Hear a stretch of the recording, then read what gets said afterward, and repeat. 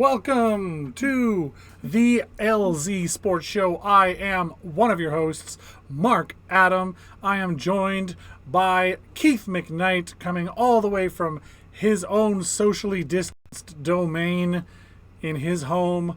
We do these things socially distanced so we can stay safe. We want everybody to be able to do all of the things very soon. We hope that you are staying safe out there in Sportsland, in Winnipeg, in wherever you are. Doesn't matter. It's a global pandemic, so as an entire globe, we need to be better, I guess. And we'd like to thank you for coming. Hit us up on all our social medias: Facebook, Twitter, Instagram, YouTube. Do like and subscribe to us here on YouTube. That's a huge help to us. Let us know what you think. Have your say. Follow us. Give us a call at the WPG Sports Line, 431-800-4555. Leave us a message. Let us know what you think, because this is a show run by sports fans. We're not experts, by any stretch of anyone's imagination. And we're just fans talking about sports we love. We want you to have your say. Get on the WPG Sports Line. Drop us a message. We can use those in future episodes. And we really appreciate that. So we are going to hear a word from our sponsor and jump right in to last night's unfortunate loss to the Montreal Canadiens. We'll be back right after this. Make your house a better place to come home to with Aquatech Pool, Spa, and Bath. We've been delivering complete customer satisfaction for over 40 years. Whether it's a fully completed backyard escape, a completely renovated bathroom, or a premium upgrade on outdoor furniture, Aquatech is the only name you need to know. That's because if it's an Aquatech job, it's an Aquatech team working on it. No outsourcing, no subcontractors. We do it all. Visit our one-of-a-kind showroom today at 1065 Dugald Road. Aquatech Pool, Spa, and Bath. We create better places to come home to. Welcome back, and thank you very much to our sponsor, Aquatech Pool, Spa, and Bath. We greatly appreciate sponsors. If you would like to sponsor the show, by the way, you can get at us. Ads at thewpg.ca is the email address. The phone number is 431-489-2401. Give us a ring. We would greatly appreciate it. Jumping right into the matter at hand, last night's unfortunate statistics. Want to run us through this, Mr. McKnight?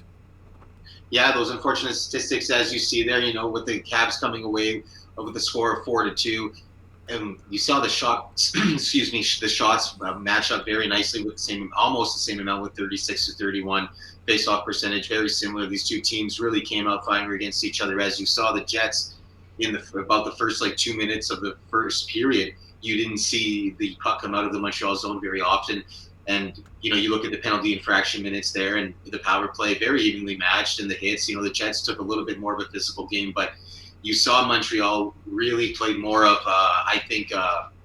more of a systematic approach yesterday to beating this Winnipeg Jets team, and whatever they worked on in their morning skate and in their video game plan, I guess. When the assistant coaches do the video in the locker room before the game, I think they really executed what those assistant coaches wanted them to do. And Montreal really showed that they did not want to lose last night. Would you not agree? I do agree. I think seeing the shots column in particular, the Jets have been really... It must be a mandate of theirs. They must be working on this in practices, because their shots on has gone up a little bit in the last couple of games. And I really like to see that. Unfortunate result. You run into a goaltender like Carey Price, who last night had a .944 save percentage on 36 of Winnipeg's shots. He stopped 34. Looking really good there. Big shout out to Kyle Connor, I guess, or KFC as they call him online. Kyle effing Connor. He's a fan favorite for sure. 2 goals, both coming on the power play. The only way that the Jets scored last night was with the man advantage. No 5-on-5 goals for Winnipeg last night. And you see there also Morrissey, a couple of assists, Scheifele and Stastny each getting one. So Hellebuck, not his best performance, .900 save percentage, 27 for 30 shots, So, and then on the Montreal side, all kinds of chaos happening there. Toffoli with 2 goals, and then I guess anybody whose name starts with J gets a point today. I guess that doesn't count Jeff Petrie and Yoel Armia. How many guys on Montreal's team start with J? Jeepers creepers. The other assist there off going to Nick Suzuki. So, the Montreal Canadiens played exactly how they needed to play to beat the Jets, and the Jets did not play the way they needed to beat the Montreal Canadiens, and that's sort of the story of it. I like the way that the Jets played for a lot of that game, but when they had those meltdowns, they were meltdowns. Every single one of those Montreal goals was a brutal giveaway. And, I mean, my guy, Neil Pionk, is guilty of one of the most egregious ones in the game. Firing that puck straight up the guts, turns around, leads to a 3-on-0 on Hellebuck, and Toffoli ends up scoring that goal, and that ends up being the winner. So, and that's not the only example of the other goals were both bad giveaways. So it's just one of those things. You gotta tighten up that puck possession. When you have the puck, you can't give it away so freely. And the Jets, they just gave the puck away. I was really disappointed in that side of their game. A lot of positives.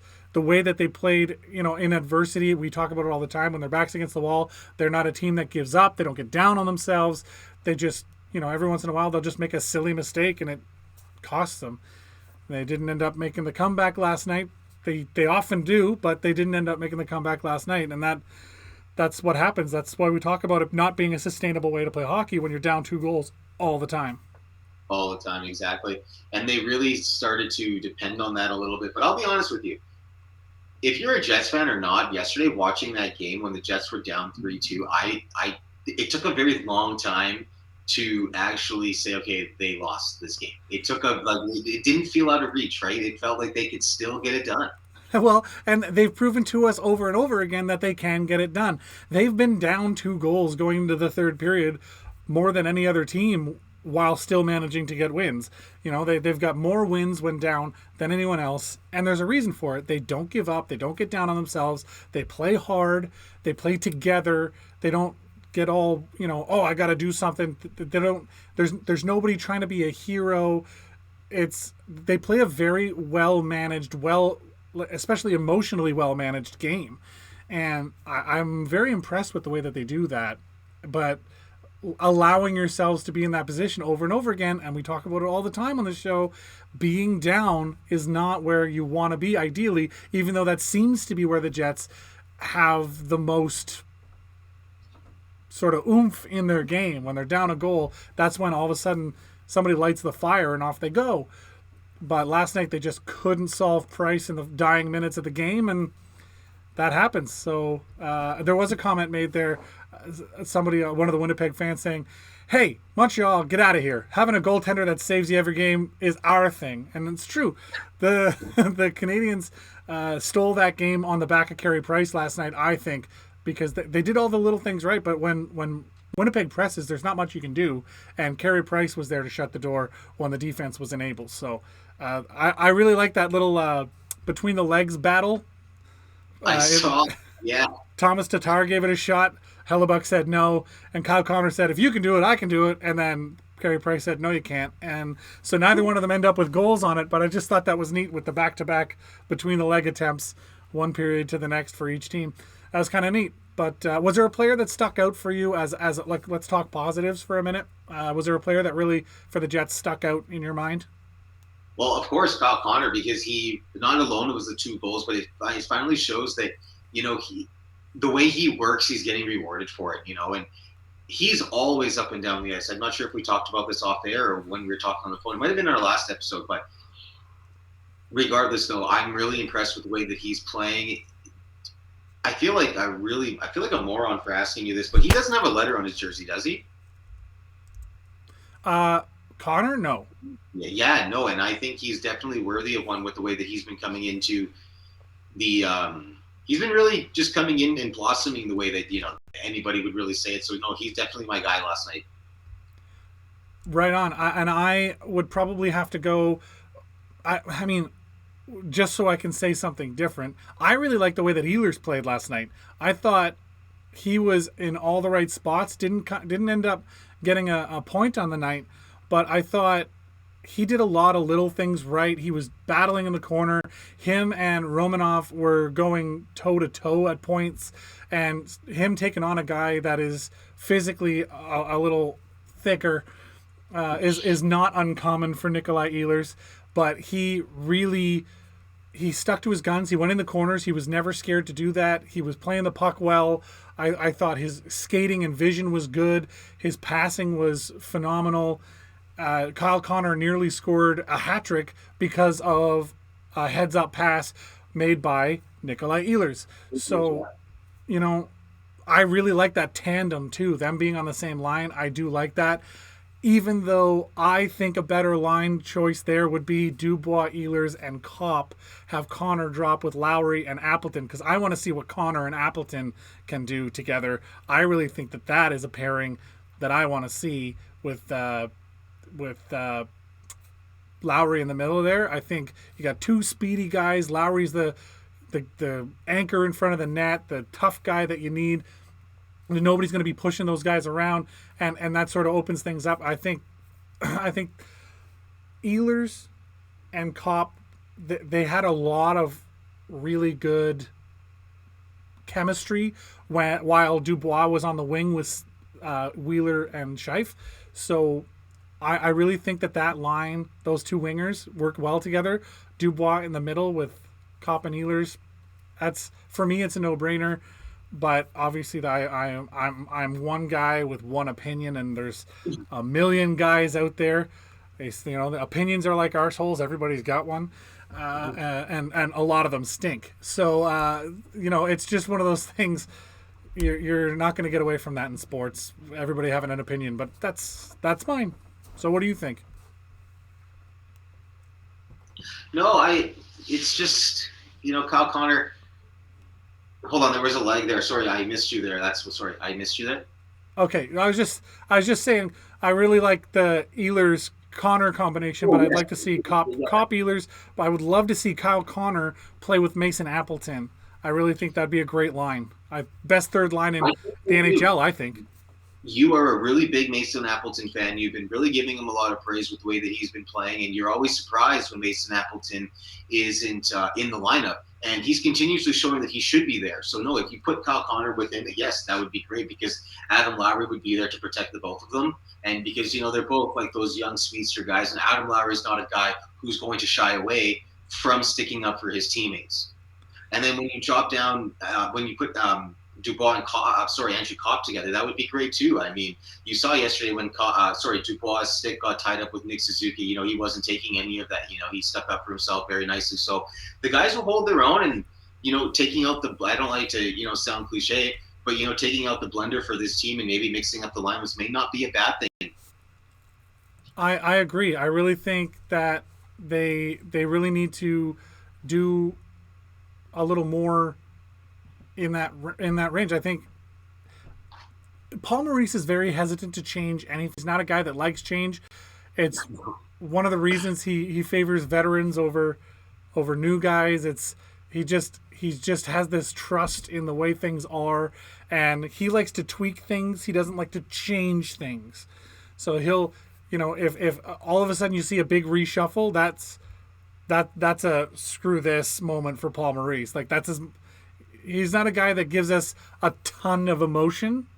He's got a very stoic sort of demeanor, but that's how you can tell that something's up in the dressing room, is when the lines really shuffle up. And I'm not trying to say that the whole Dubois, like, that was just trying to fit a guy into the lineup after the quarantine and all this stuff. That was a different situation. But when you see the lines really shuffle in the middle of a stretch of play, that's when you know that there's some frustration coming from Paul Maurice, and he's trying to shake the gears up. But he's more of a tweaker, definitely not much of a change kind of guy. But yeah, that's again just my 2 cents. The Jets have slid. They are now no longer in the top 10 in the NHL. I mean, technically by points they're 9th, but if you look at points percentage, which is how WBG Sports that's how we prefer to sort of gauge it. They've slid all the way to 11th with last night's loss, and it's getting tighter by the day. A loss and a win moves you 3-4 places now, because as we get more games going, it's getting tighter and tighter, and the more parity we get in games played, the closer that top 10 sort of becomes. And Toronto, by the way, after their tragic homestand against the Jets, giving 5 of 6 potential points to the Jets, the next night they went to Ottawa and they did not get the job done. So Ottawa gets a win on Toronto, which is not something that most people expect.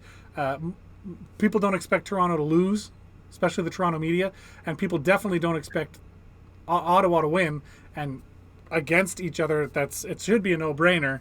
And we even talked about it on the last show, saying like, if Toronto can just sort of shake off what just happened against the Jets and get the win tonight against Ottawa, I think there won't be much panic in the Toronto media. But I think with a loss against Ottawa, that's an automatic panic trigger. I think there's some. Yeah. So what do you think's going on in those two dressing rooms, Ottawa, Toronto, right now? Well, I think that Ottawa is just like really happy. They're like, oh wow, like we're winning. Chemistry's finally being built. We just beat a good team, and you can't blame them. I mean, that's what every team wants, right? They don't want to be losing all the time, and I know the coaching staff there doesn't want to have their jobs being questioned, but I don't think the firing for Guy Boucher was correct. I think that was the first mistake that Ottawa made, but you can't, I don't know. Like you said, that's just my opinion. With Toronto, well, yeah, it's just like maybe now it's showing that there's just too many egos to keep happy, right? Like Marner wants to be a star, Austin Matthews wants to be a star, Muzzin wants to be a star. Then you have Morgan Riley there as well. Like there's just so many names on that roster, right, that you just can't get around. And I think they're just getting clustered now, like mentally, and it's starting to show. I would agree with you there, and I think that there's definitely, there's so much frustration in Ottawa, but they're trying to. That's been all year, so they're just sort of trying to push through it. And right now, Toronto's sort of hitting that wall. So, mid-season slumps for great teams it's not a new story. We're not reporting something that's outrageous and never happens and all this stuff. I really do feel that Toronto will figure themselves out. On the last show we talked about it. They have so much experience on that team, and I really think that those guys that have been in the NHL forever. Again, I always talk about how Joe Thornton's been in the NHL longer than some of those guys have been alive, and it's true. So it's just one of those things. But I think they're going to fall back on that leadership, and they'll sort themselves out. Montreal is doing everything they can to stay out of the bottom half of the league right now. I want to ask you this one question. I was thinking about this yesterday. For the last couple of years, there's been a lot of coaching changes in Montreal. A lot of players being moved as well, such as in the roster. Okay, why isn't Marc Bergevin's job not questioned? Like, why don't they just bring in a new general manager? I think he is being questioned. I think that if you go to the Montreal media, like go to their papers, read what the Montreal press are writing about the Montreal Canadiens, and you will see his name come up quite a bit in discussions of what is he doing, is he the guy? There's a lot of questioning of him right now, and I mean, sometimes that happens and the GM makes it through, but if the Habs don't figure themselves out and start climbing, because right now they went from being the best team in the conference at the start of the season. The first 10 games, they were by far the best team in our division. So I agree.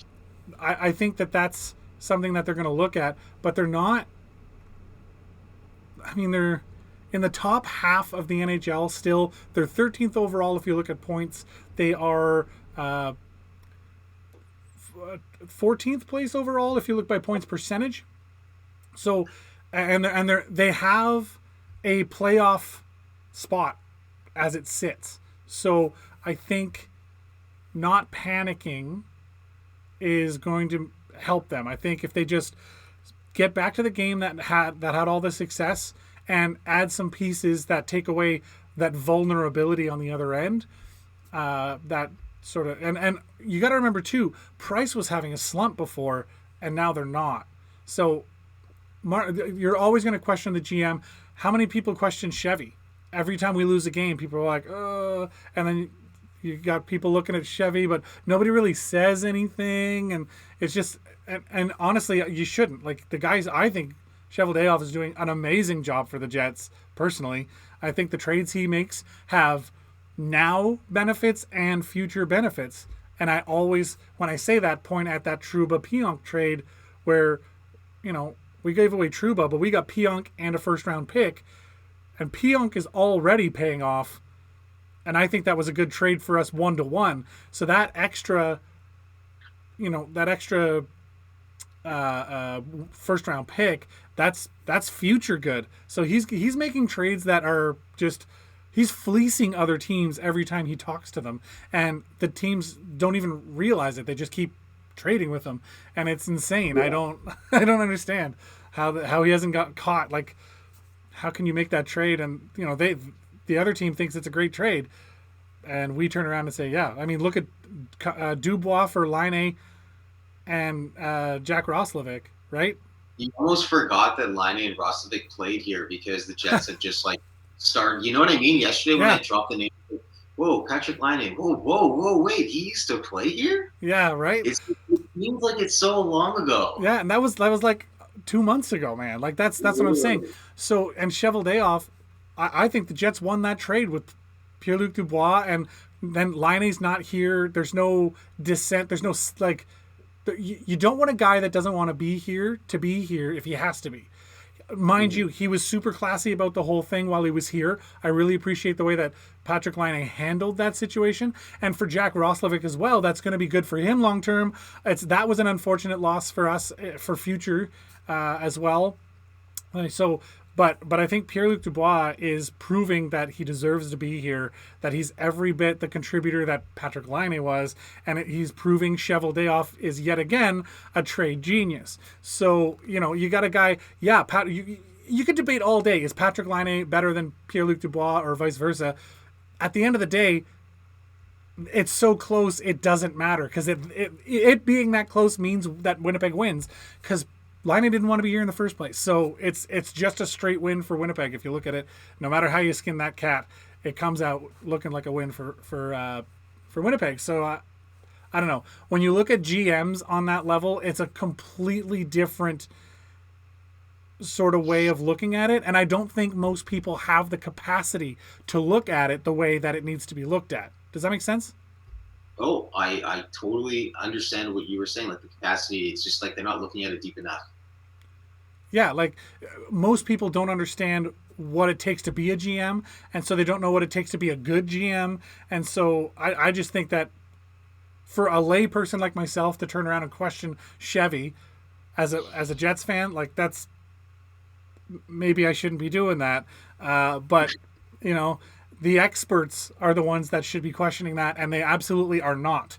So I'm going to go with the experts, and I'm going to go with the track record that Chevy has shown, and I'm going to trust him. And I think there's a lot of that going on in Montreal as well. Montreal keeps getting better every year. So during the slumps, everybody looks at the GM, but at the same time, they end up being better every year, and they add pieces that make sense, and they add pieces that make sense.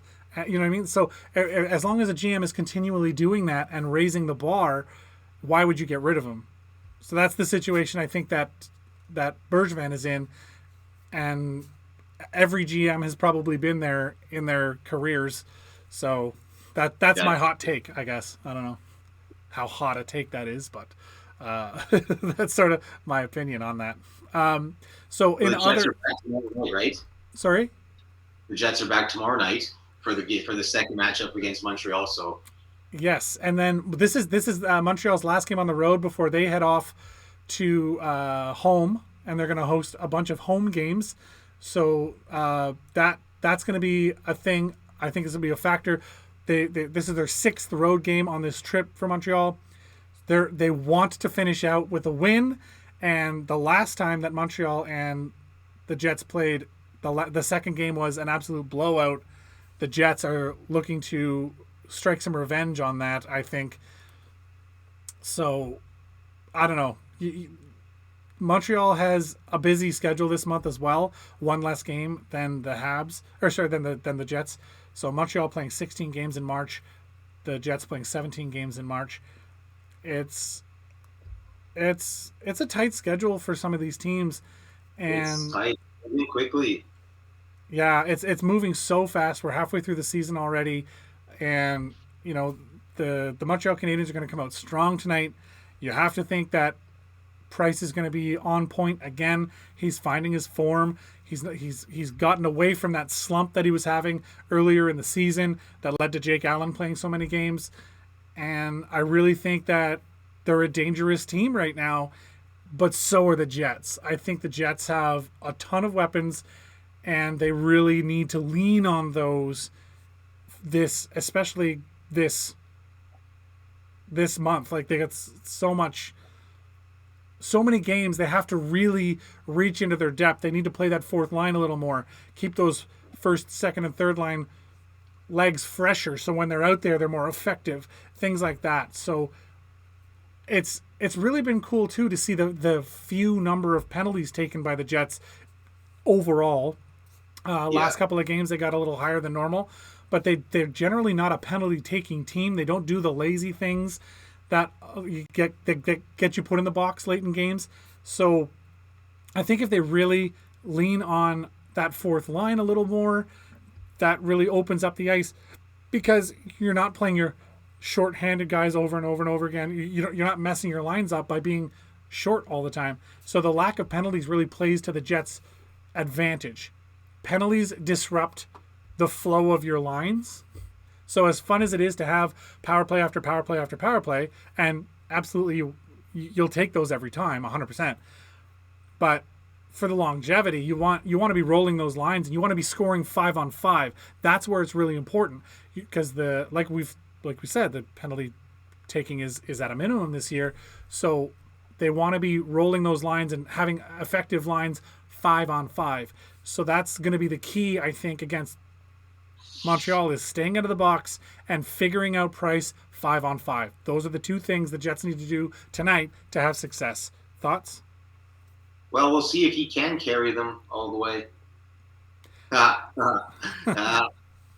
So I see what you did there. Thank you. I've been saving that one for a while, and yikes! yeah. We're gonna fire your joke writers. It's fine. We're gonna. He is finding his form. He really is. I think he's happy with the form that he's also getting into right now, because he didn't like what was happening. He was very inconsistent, and that's not the Carey Price that anybody knows, even if you're a Montreal fan or not. Yeah, absolutely. But wait, the game is tomorrow. It's not tonight. Tomorrow, right? Tomorrow, yeah. Okay, so yeah. Okay, I said tonight. Yeah. I'm sorry. I meant tomorrow. And it's for those in Winnipeg. It is an 8:00 start, because we're a West Coast team when people are scheduling television rights. So that is going to be an 8 p.m. start for us here in Winnipeg. A little later than we'd like, earlier than it could be. So oh man, that used to drive me nuts when I lived back in Halifax, and following Montreal, Toronto, all these games, right? When they would go, because that's the bulk of the fan base in Nova Scotia, is Toronto, Montreal, a little bit of Boston, because of there's that old connection with the Halifax explosion and the Boston people helping and blah blah blah. So there's a lot of Boston fans in Nova Scotia, but those are the sort of the three core teams that have fan bases in Nova Scotia. Everyone else is sort of an outlier. So for those few fans of like Vancouver teams, because I'm in Halifax for university, but my team is the Vancouver Canucks. Those games don't start till 11 p.m. That second header, like the double header, That second game doesn't start till 11 p.m. Goes to 2 a.m. assuming no overtime. So that's a little rough. So I'll take the 8 p.m. starts and the 9 p.m. at the latest as a start for hockey. I'm into it. I like it. So I'm down. But so 8 o'clock tomorrow night. Let's see what these Jets can do against a Montreal team that is about to go back home for a better than a week, and they really want to end this road trip with the win. And the Jets definitely want to avoid another 7-2 blowout or a loss in general. But they've got that 7 goals against in their brain going into tomorrow night's game. You gotta imagine. Oh, yes, of course. They really have to have that in the back of their heads. Tomorrow's not a game that they want to see them go down. And especially with that 7-1 loss against Montreal, they really wanted to avenge that yesterday on home ice. But, as my idol, the late, great Kobe Bryant, says, sometimes, you can be a little bit too into the game. And maybe yesterday, the Jets, I think that's what it was. They were just a little bit too, this is Montreal, we gotta win. And on a lighter note, it was also Mark Scheifele's birthday yesterday. So I think there may be some of that going on too, a little bit of party mentality. It's like, let's just hurry up, get this game over with, let's beat them, and let's go out and let's party. And then boom, just didn't happen. Didn't happen. Party in the bubble. Yeah. Yeah. But anyway, that's our time, folks. Let us know what you think. Hit us up on the WPG Sports line. Number you can call there is 431-800-4555. Leave us a message. Let us know what you think about the Jets, about the Bombers, about Valor FC, any sports clubs in town, any particular players that you like or dislike, or what you think should be the next trade. Do the Jets go take a shot at Ekholm? Do we what happens? We want you to tell us what you think. So hit us up on that line today, and do follow us on all the social medias: Facebook, Twitter, Instagram, right here on YouTube. Like and subscribe. We appreciate you greatly. We also thank our wonderful sponsor, Aquatech Pool Spa and Bath. Thank you so much to them. We will see you next time here in the LZ. I appreciate you guys for showing up. Thanks so much.